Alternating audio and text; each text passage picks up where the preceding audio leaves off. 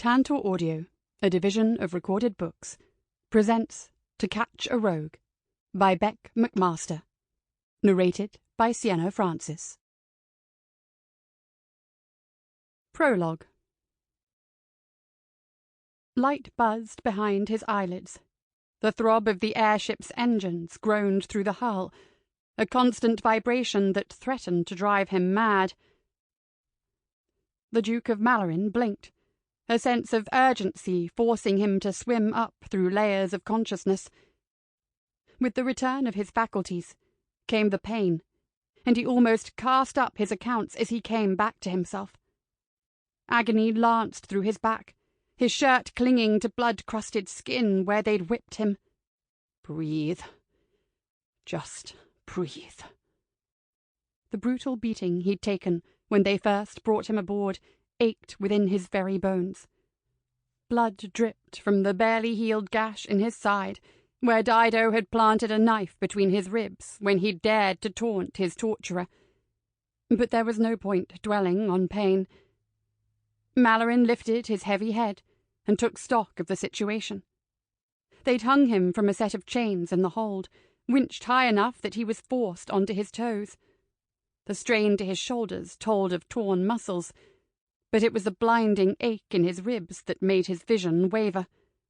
Broken, he suspected. Getting out of here might prove difficult, especially if you're heading where you think you are. Sound echoed through the airship. Shouts, loud bangs. Someone cursing in Russian, a confirmation of his greatest fears. The airship finally docked, landing jarringly. They'd transferred him aboard the airship 2 days ago, when the Kraken submergible Dido had stolen docked in Königsberg. The knot in his stomach grew tighter. He knew where he was. There'd be no hope of escape here. The Crimson Court was the most dangerous place in Europe. Malorin had allies here, but he also had enemies. And even those who'd done him a good deed in the past would consider the price and what they could gain from it before they moved to help him. He was all alone, with no hope of escape. He swallowed hard, the first flare of panic swirling through him. All his games, all his spies, the information empire he'd tried to build. And it came to this. There was not a damned person who could, or indeed would, save him.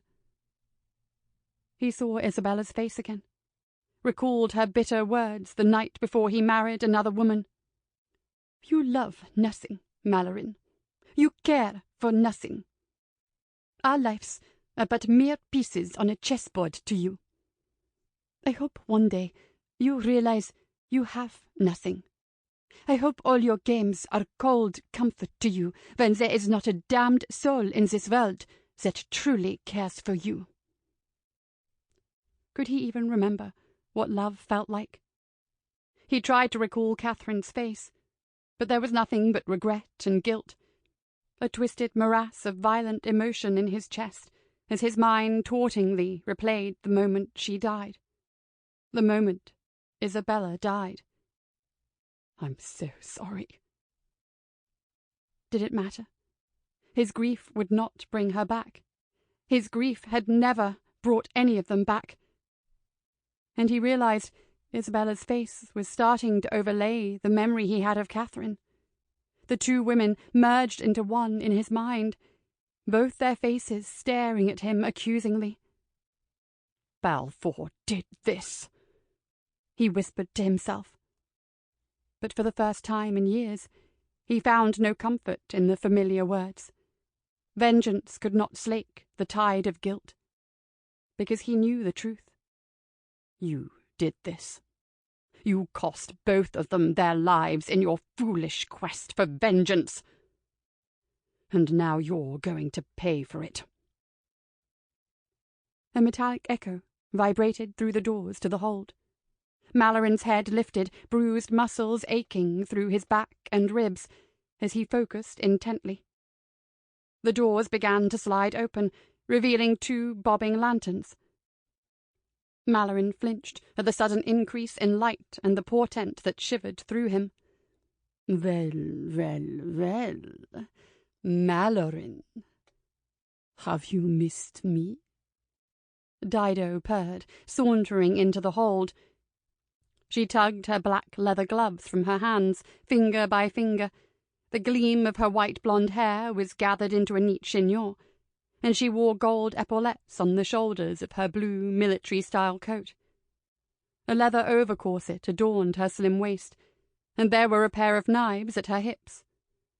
Elegant, beautiful, lethal. "Cannot say I have."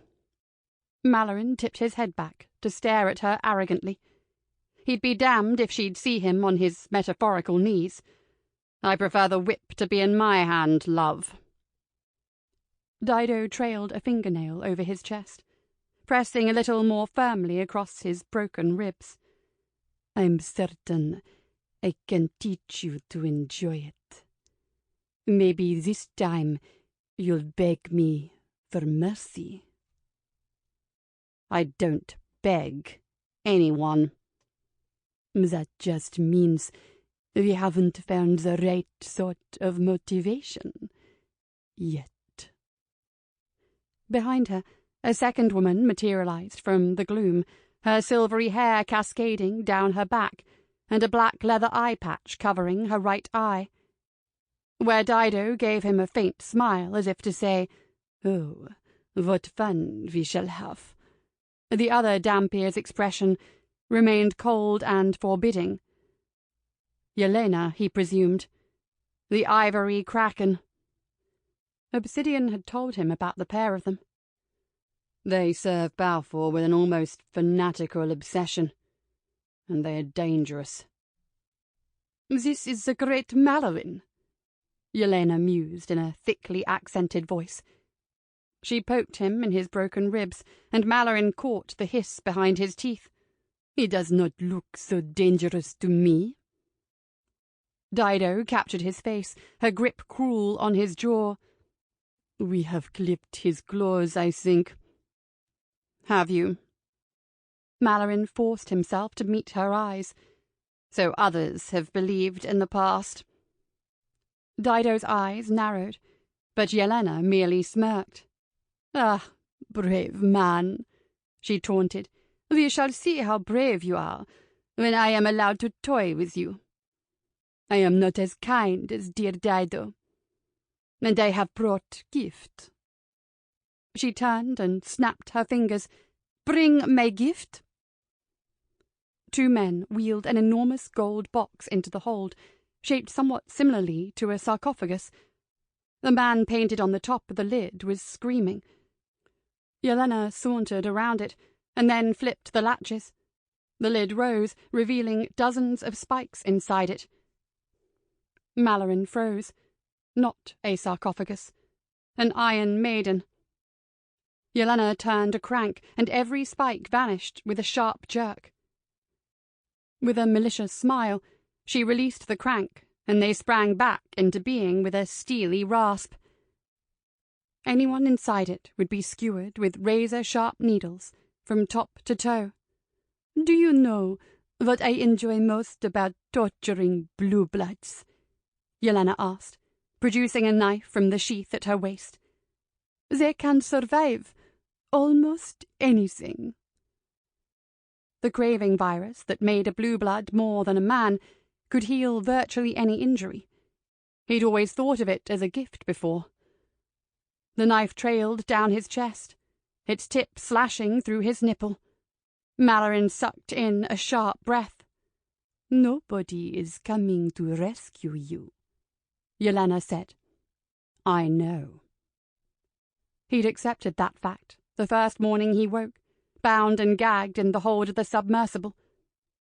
The company of rogues he'd formed would know exactly what had happened to him.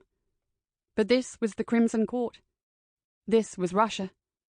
His protégée, Gemma, might want to try and mount some sort of rescue attempt, but surely the others would talk her out of it. He didn't want her here. He didn't want any of them here. Even if, for one selfish second, his lungs seized with dread and he came close to praying. Better for all of them if he died. but one look at Yelena's smile, and he knew he wasn't going to be allowed that mercy. "You're all alone," she whispered, the knife skating across the planes of his lower abdomen. "All mine to play with. And I will break you." Yelena stabbed forward, and the knife parted muscle and flesh with a blinding flash of heat. Mallorin's vision went blank, and he hissed again. Clenching around the blade, he fought to hold on to consciousness. "Yelena," a familiar voice chided, "that is no way to treat our guest." Every inch of Mallorin went cold. Heels and a cane clicked slowly on the floors as a pair of dampier parted. Mallorin blinked as the lights half blinded him. All he could see were the tips of the stranger's shoes in the rim of light that surrounded him, a rich brown leather that was polished to a sheen. The rest of the man was pure shadow, as someone hauled the light's glare vertical in order to blind him. A pause. "Ah, look at you, Mallorin. You haven't aged a day. I'm ashamed to admit I cannot quite say the same," Mallorin rasped. "I thought I'd killed you." The man laughed a little under his breath, more of a throaty hum, really. "You came rather closer than I would have cared for." He leaned forward, his leather-gloved knuckles tightening on the hilt of his cane. "Ah," he said, light limning his pale hair and the outline of his face as he leaned closer. "Did you miss me, Mallorin? I missed you." "No." The word passed his lips in pure denial as the stranger revealed a face he knew so intimately. He'd placed that nightmare to rest years ago. But here it was again, resurfaced. "Balfour," he said, as Lord Balfour smiled. "Hello, Mallorin. Nobody is coming to rescue you. Nobody would be that stupid. I believe this is called checkmate." Chapter 1. Stealing from the blue bloods of the echelon always gave Lark Rathinger a sense of fulfillment, but stealing from the Russian diplomat sent to negotiate an alliance between the aristocratic echelon and the Crimson Court satisfied a deeper, darker part of herself she hadn't quite managed to subdue. Vengeance. Slipping out of the upper window of an elegant mansion in Belgravia, Lark cocked her head to listen to the strains of the waltz seeping from the ballroom below. There was no hue and cry, only laughter, smug refrains, the swish of fabric, and the clink of fine crystal. Perfect. But no point pushing her luck. Reaching inside her elegant, long-tailed coat, she withdrew the grappling hook from the inner pocket of her waistcoat and flung it into the gutter above. 2 seconds later, she was on the rooftop. Kicking off the oversized hessians she'd stolen from one of the footmen, she tugged her thin, rubber-soled boots on. The powdered wig went next, sailing like a scout Pomeranian dog down the next chimney she passed. Lark was flying across the rooftop like a circus performer, at ease here in a way she often wasn't in the streets below.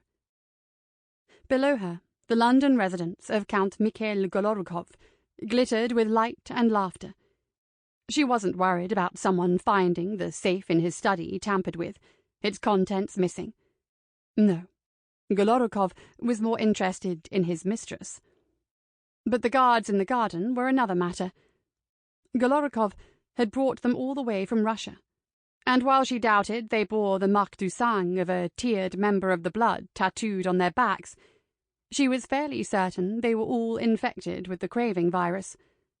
A blue blood like herself had better hearing and eyesight than a regular human.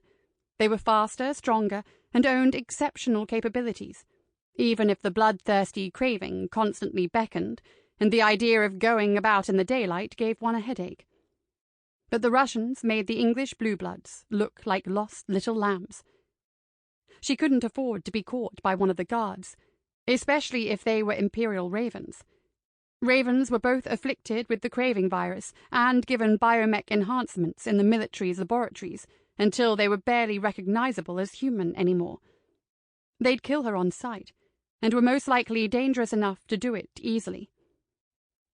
Lark paused at the edge of the rooftop, slinking into stillness like a watchful gargoyle. Only her pulse shivered through her as she observed one of the guards making his rotation through the gardens below. Golorukov had very inconveniently placed lanterns throughout the trees.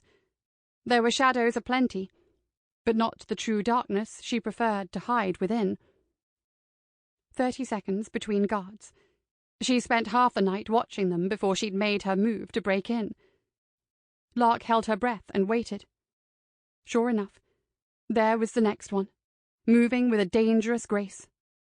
No sign of a single weapon upon him. He wore a similar livery to the one she'd borrowed from one of Golorukov's footmen, but that didn't mean he wasn't armed.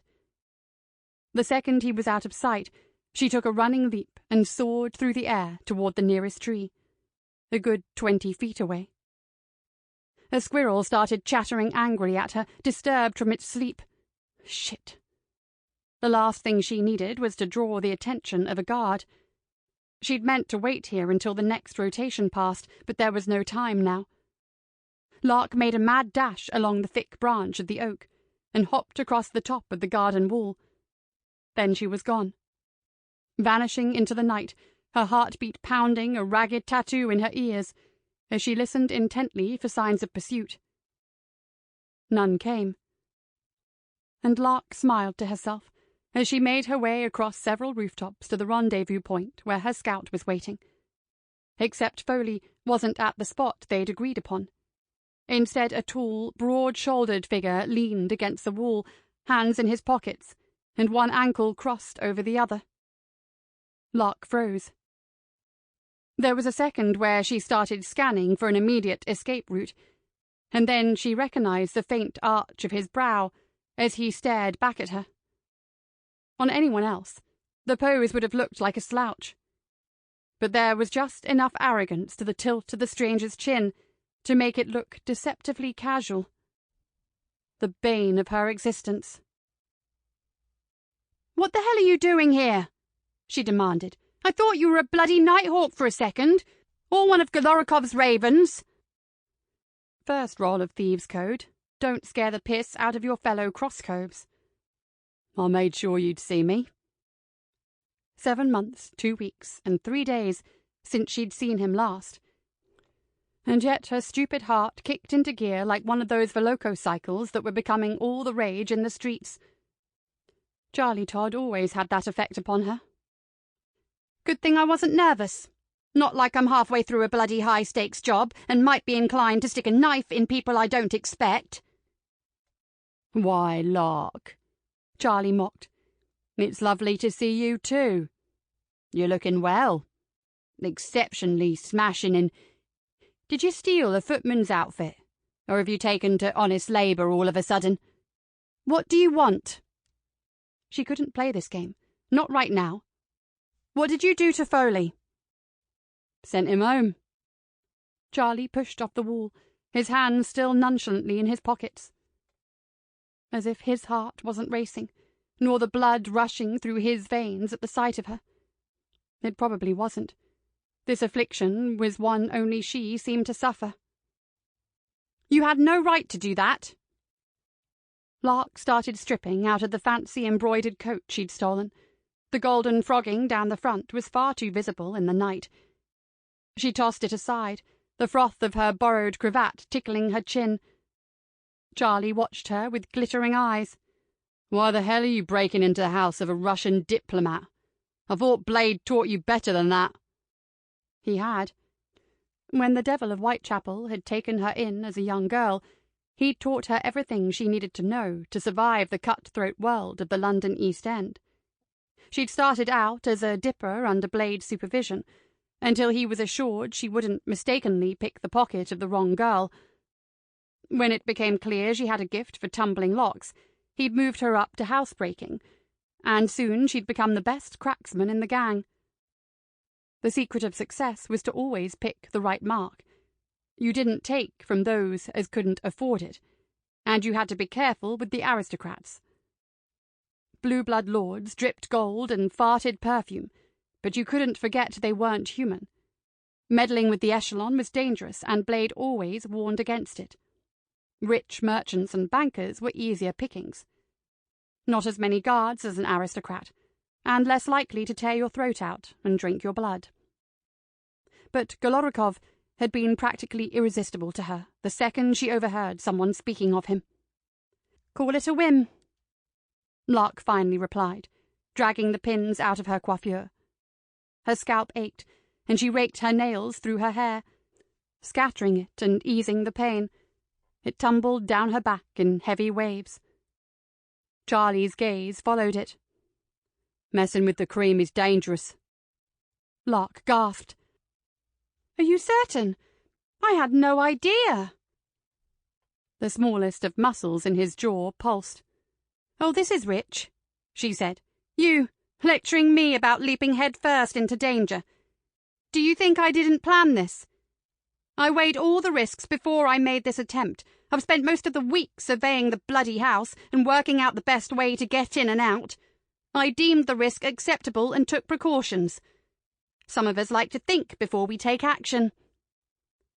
And if it wasn't for that cursed squirrel, the job would have been flawless. But how could you account for that? Frustration poured off him. "Any chance we can skip the usual pleasantries?" "Any chance you can vanish into the night so I can pretend we never saw each other?" Charlie's head half turned. "Oh, that's right. You're the one." "Lark!" He drove toward her, and out of the corner of her eye she saw a pistol muzzle flash with fire. Lark's back slammed into the tiles of the roof, Charlie's entire weight crashing down upon her. And then they were sliding. She twisted like a cat as they hit the edge of the roof. Lark snatched out, catching hold of the gutter as she went over it. Not enough to haul herself back up, but she caught a glimpse of the window ledge below the gable and swung herself onto it.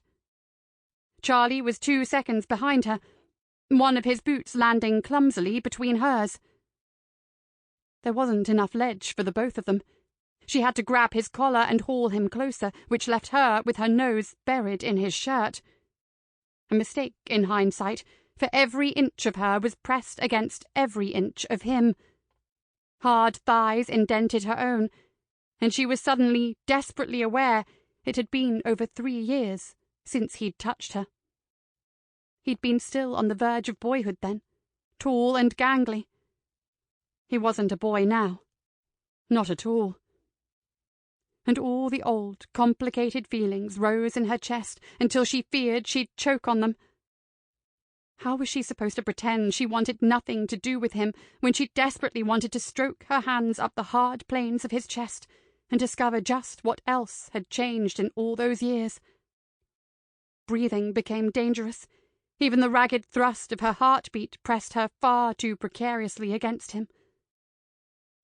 "I only saw one," Charlie whispered, pressing her against the window as he peered up. She was clearly the only one stunned by the press of flesh against flesh. Lark mentally punched herself in the face. "One of Golorukov's guards must have followed me," she whispered, and she'd been too busy arguing with Charlie to pay attention. That was a foolish, novice mistake, the kind she'd chided others over. "Oh, I weighed all the risks, Charlie," he breathed in her ear, mimicking her. "Some of us like to think before we take action." Lark dug her thumb between his ribs, and he stifled a grunt. Sound slithered over the roof tiles above them. Her gaze met Charlie's, and she made a few quick gestures with her hand in the sign language her mentor, Tin Man, had once taught her. Tin Man had been mute, and she'd taught Charlie how to speak with him when they were both children. Charlie nodded, turning to the side to allow her enough space to make her move. Tugging a knife free from his belt, she turned and threw it as far as she could. The clatter of it landing on the cobbles echoed through the still night. Had to be one of mine. His fingers moved rapidly. Payback for startling me. There was no sound above, but a shadow suddenly appeared in the alleyway, the guard moving across the roof in the direction she'd thrown the knife. Then she and Charlie were moving in the opposite direction like wraiths, into the alley and then down the next one. She'd plotted out every inch of these streets during the week she'd spent watching the diplomat's house, and knew the best way to get out of here. Staying on the streets was too dangerous. They'd be trapped like rats in a barrel if they did. So she scaled a wall between gardens, crawled up the nearest drainpipe, and squatted on the roof. Up here, they had more space to maneuver, and a better vantage point. Just in time, a patch of shadow moved toward them, dancing between chimneys. The guard must have found the knife, and realized they'd be heading in the opposite direction. Left, Charlie told her, which meant she went right. It didn't escape her notice that he'd given her the safest route, with plenty of cover. Charlie sprinted along the ridge of the roof, clearly visible, damn him, drawing the fire if it came, and the pursuit. "You stupid risk-taking bastard!" she breathed, and went after him and the guard. If they survived the night, then she was going to kill him. Shots rang out, ricocheting through the darkness. Charlie vanished down the slope of the roof, and Lark's heart was in her throat as dogs set up howling. Lights flickered on in several windows nearby.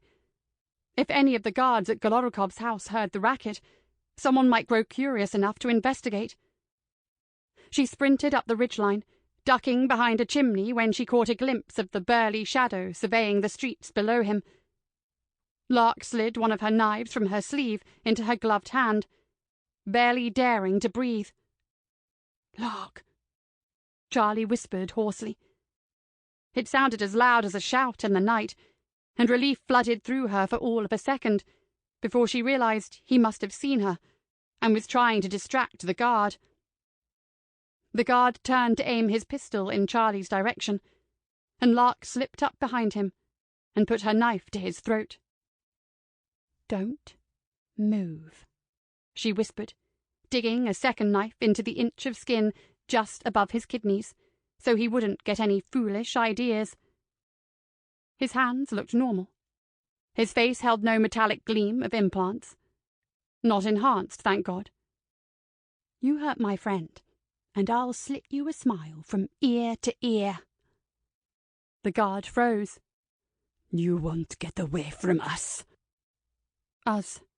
A chill ran down her spine. How many? He stayed silent.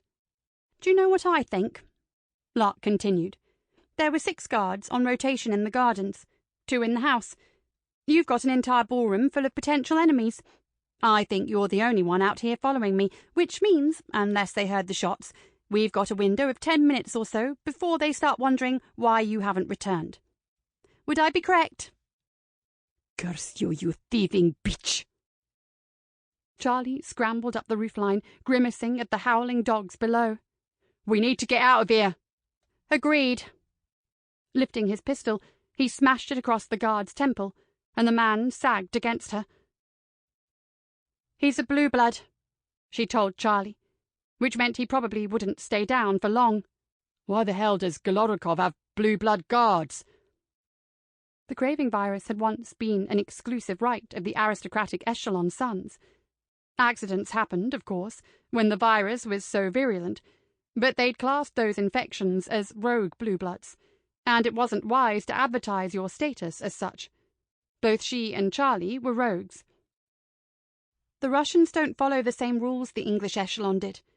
They infect their guards," she replied, dragging the unconscious man against a nearby chimney. Ripping his shirt open, she found the black raven tattooed on the middle of the man's chest. "Hell, he's an Imperial Raven. We need to move, now." Charlie sighed and handed over a small, lethal-looking dart. "Lock him, just in case. Might keep him down for longer." So Lark did. hemlock caused an adverse reaction in a blue-blood, rendering them paralyzed for a certain amount of time. Then... Sample complete. Ready to continue?